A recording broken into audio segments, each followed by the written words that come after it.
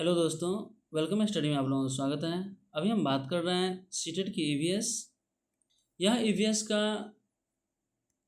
NCERT का notes है जो क्लास 3, 4 और 5 इन तीनों क्लास का एनसीईआरटी का प्रॉपर एक समरी नोट्स तैयार किया गया है जो आपके एग्जाम के दृष्टिकोण से बेहद महत्वपूर्ण है। उसके बाद आप लोगों की बेहतर तैयारी के लिए एक और सीरीज स्टार्ट की है जो मैथिली पेडागोजी है, जो 30 मार्क्स की आती है। जैसे हिंदी, इंग्लिश, उर्दू है, वैसे ही एक मैथिली सब्जेक्ट है। इसकी एक सीरीज़ तैयार की है, आप लोग लिस्ट में जाकर देख सकते हैं। चलिए आइए क्लास कंप्लीट करते हैं। सबसे पहले बात करते हैं महत्वपूर्ण बिंदु। फर्स्ट पॉइंट है, गोबर से ज़मीन की पुताई से मिट्टी में कीड़ा नहीं लगता है।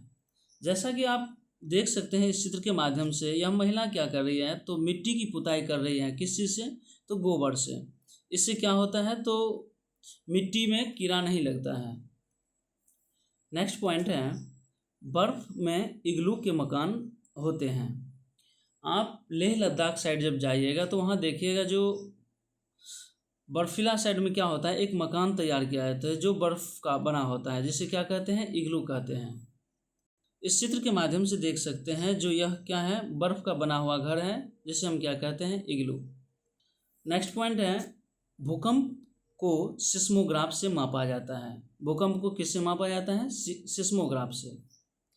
रिक्टर स्केल पर मापी गई भूकंप की तीव्रता होती है। भूकंप की तीव्रता जो मापी जाती है किस चीज़ से मापी जाती है? रिक्टर स्केल से। ईवीएस के कुछ इम्पोर्टेंट क्वेश्चन हैं, चलिए देखते हैं। ग्रामीण क्षेत्रों में गाय के गोबर से झोपड़ी की दीवारों और फर्श को लिपा जाता है, उन्हें क्या कहते हैं? चिकना और साफ बनाने के लिए, खुरदरा बनाकर घर्षण बढ़ाने के लिए, फर्श को प्राकृतिक रंग देने के लिए और कीटों को दूर रखने के लिए। जस्ट अभी कुछ देर पहले बात किए थे, जो कीटों को दूर रखने के लिए मिट्टी को गोबर से लिपा जाता है। नेक्स्ट क्वेश्चन है, नीचे दिया गया पैराग्राफ पढ़िए। किस गांव के एक छात्र ने अपने घर के विषय में लिखा है? मैं गांव से आया हूँ। हमारे गांव में अत्यधिक वर्षा होती है, इसलिए हमारे घर धरती से लगभग 10 से 12 फुट ऊंचे, लगभग में 3 से 3.5 मीटर ऊंचे बने होते हैं। इन्हें मजबूत बांस के खंभों पर बनाया जाता है। ये घर अंदर से भी लकड़ी के ही बने होते हैं। बताइए ऐसा घर किस राज्य में पाया जाता है? इसका ऑप्शन है तमिलनाडु, उत्तराखंड, आंध्र प्रदेश और असम, जिसमें इसका राइट आंसर है असम, ऑप्शन 4। नेक्स्ट क्वेश्चन है, कहवा एक विशेष प्रकार की चाय पेय पदार्थ है। यह किस राज्य में लोकप्रिय है? कश्मीर में, कर्नाटक में, असम में और पश्चिम बंगाल में। इसका राइट आंसर है ऑप्शन 2, कर्नाटक। अब हम बात करते हैं त्योहार नृत्य जो होती है, फेस्टिवल डांस। फर्स्ट है चेराओ नृत्य। चेराओ डांस क्या है? चेराओ नाच मिजोरम में किया जाता है। चेराओ नाच कहाँ होता है? मिजोरम में। मिजोरम में पक्की फसल को घर तक पीठ पर लाद कर लाना पड़ता है। मिजोरम में क्या होता है, जब फसल तैयार हो जाता है तो उस तैयार फसल को पीठ पर लाद कर उसको घर लाया जाता है। आप देख सकते हैं यह पहला चित्र है, इसके माध्यम से देख सकते हैं यहाँ क्या है, तो जितने भी यहाँ लोग हैं सब चेराओ नृत्य कर रहे हैं। और सेकंड चित्र में है जो कुछ लोग फसल तैयार करने के बाद फसल को पीठ पर लाद कर घर ला रहे हैं। चेराओ नृत्य में जमीन पर बांस की डंडी लेकर 2-2 लोगों की जोड़ी आमने सामने बैठती है और ढोल की ताल पर डंडियों को जमीन पर पीटते हैं। क्या होता है, कुछ इस प्रकार से बांस को बनाया जाता है और उसके बाद ये आमने सामने 2 लोग बैठ जाते हैं और डंडियों को पीटते हैं। यही चेराओ नृत्य की विशेषता है। आप लोग इस पिक्चर के माध्यम से देख सकते हैं जो आमने सामने कुछ लोग बैठे हुए हैं और फिर डंडियों को पीट रहे हैं। नेक्स्ट है बिहू। बिहू त्यौहार क्या है, कहाँ मनाया जाता है? चावल फसल कटाई पर असम में बिहू त्यौहार मनाया जाता है। बिहू त्यौहार के दौरान बांस का भेला घर बनाया जाता है। बिहू त्यौहार के दौरान त्यौहार में क्या होता है, बांस का भेला घर बनाया जाता है। आप ये फर्स्ट पिक्चर के माध्यम से देख सकते हैं, यहाँ कुछ महिलाएं क्या कर रही हैं, तो बिहू डांस कर रही है। और सेकंड में देखते होंगे, ये जो घर बनाया हुआ है यह बांस का घर है, जिसे हम क्या कहते हैं, भेला। इसको हम भेला कहते हैं। इस घर का विशेषता होता है जो यह घर 10 से 12 फीट ज़मीन से ऊंचा रहता है, और जिसके नीचे भी क्या होता है, लकड़ी से बनाया जाता है। सेवा चावल रात्रि को बिहू कढ़ाई में केले के पत्ते पर ढककर बनाया जाता है। बिहू पर औरतें पाट और मूंगा की मेखला चादर बनाती है। मेखला चादर कब बनाती है, तो बिहू जो त्योहार होता है उसी के दौरान यह मेखला चादर बनाया जाता है। आप लोग इस चित्र के माध्यम से देख सकते हैं, यह जो चादर है जिसे हम क्या कहते हैं, मेखला चादर। नेक्स्ट है ये फेस्टिवल पोंगल। पोंगल क्या है? पोंगल का शाब्दिक अर्थ होता है ओवर स्प्लिंग, और इसे बर्तन में उबलते चावल की परंपरा के कारण कहा जाता है।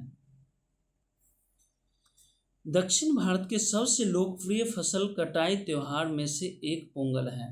पोंगल क्या है? एक फसल कटाई त्योहार है जो दक्षिण भारत की सबसे लोकप्रिय त्योहारों में से एक है। यह हर साल जनवरी के मध्य में मनाया जाता है। कब मनाया जाता है? तो जनवरी के मध्य में। यह मुख्य रूप से तमिलनाडु में मनाया जाता है। लगभग 4 दिनों तक रहता है। पोंगल जो होता है वो 4 दिवसीय त्यौहार होता है, जिसको 4 दिनों तक फसल कटाई के दौरान मनाया जाता है। नेक्स्ट है बैसाखी। बैसाखी त्यौहार क्या है और यह कहाँ मनाया जाता है? पंजाब में फसल कटाई पर बैसाखी त्यौहार मनाया जाता है। पंजाब में क्या होता है? फसल कटाई पर कौन सी त्यौहार मनाया जाता है? बैसाखी। नए बसंत की शुरुआत और हिंदुओं द्वारा नए साल के रूप में पूरे भारत में मनाया जाता है। आप इस चित्र के माध्यम से देख सकते हैं, ये यहाँ जितने भी लोग हैं सभी क्या कर रहे हैं, तो बैसाखी त्यौहार को मना रहे हैं। नेक्स्ट है ओणम त्यौहार। ओणम त्यौहार क्या है और यह कहाँ पर मनाया जाता है? ओणम अगस्त सितंबर के महीने में केरल में मनाया जाने वाला 10 दिवसीय फसल उत्सव है। यह ओणम जो है कितने दिन तक मनाया जाता है? 10 दिनों तक, और यह अगस्त से सितंबर महीने में केरल में मनाया जाता है। उत्सव के लिए नृत्य और वल्लम कली नामक एक सांप नौका दौड़ अड़नमूला बोटेरेस प्रतियोगिता भी आयोजित की जाती है। ओणम त्यौहार के दौरान क्या होता है, एक नौका दौड़ प्रतियोगिता होता है। यह नौका जो होता है वह सांप के आकार का होता है, और यह 10 दिन तक मनाया जाने वाला त्यौहार है जो केरल में मनाया जाता है। ओणम के 10वें या अंतिम दिन को थिरुओणम कहा जाता है। ओणम के 10वें अंतिम दिन को क्या कहा जाता है? थिरुओणम, जो सबसे महत्वपूर्ण है और केरल की संस्कृति की सबसे लोकप्रिय अभिव्यक्तियों में से एक है। अब हम बात कर रहे हैं शास्त्रीय नृत्य। शास्त्रीय नृत्य क्या है? चलिए हम देखते हैं शास्त्रीय नृत्य के बारे में। भारतनाट्यम को सबसे प्राचीन नृत्य माना जाता है। सबसे प्राचीन नृत्य जो है उसे हम भारतनाट्यम कहते हैं। भारतनाट्यम ही सबसे प्राचीन नृत्य में से एक है।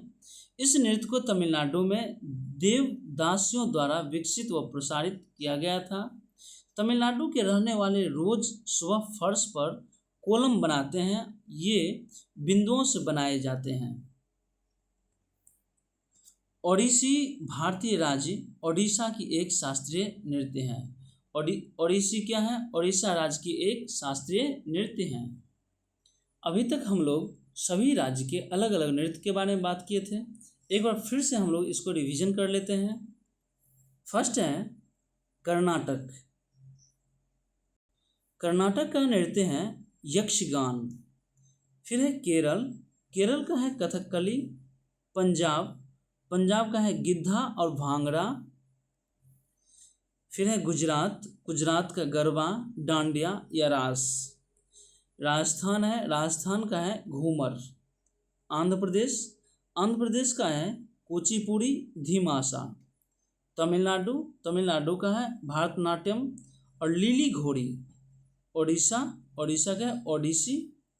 हरियाणा, हरियाणा का है धमाल और घूमर। महाराष्ट्र, महाराष्ट्र का है लावनी और तमाशा। नागालैंड, नागालैंड का है बॉस नृत्य। और उत्तर प्रदेश, उत्तर प्रदेश का है कथक या होली नृत्य। कुछ इस प्रकार से इन सभी राज्यों के ये नृत्य हैं। आप लोग इसे बार बार रिवीजन कर ले, चूँकि इसमें से एक ना एक एग्जाम में आता ही है। इसी के साथ आज की क्लास यहीं पर समाप्त होती है। फिर मिलते हैं नया वीडियो में नया क्लास के साथ।